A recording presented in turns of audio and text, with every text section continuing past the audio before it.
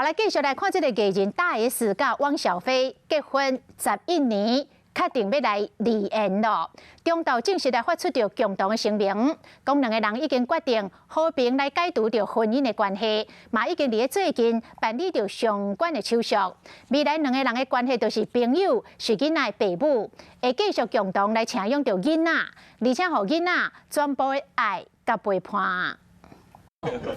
结婚11年，大 S 甲汪小菲这段两环的婚姻确定结束。两人伫今日中道发表联合声明，表示经过慎重的考虑，两人已经决定和平解除婚姻关系。相关的手续已经办好啊，再经做夫妻向前行，未来两人将以囡仔老爸老母朋友身份斗阵。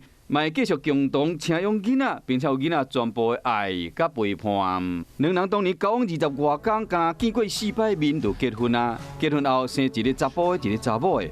汪小菲真疼某，接受访问时拢表示伊的爱意，甚至伫台湾开一个 S 号铁路，都是用某的名来号的。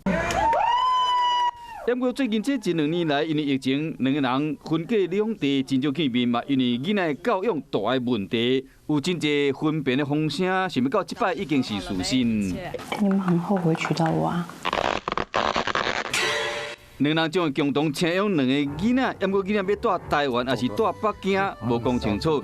两人的财产超过9亿，这要安怎分配嘛是秘密。过去相爱两个人最后选择和平离婚，无变面，换一种身份，讲起来嘛是一种缘分的现象。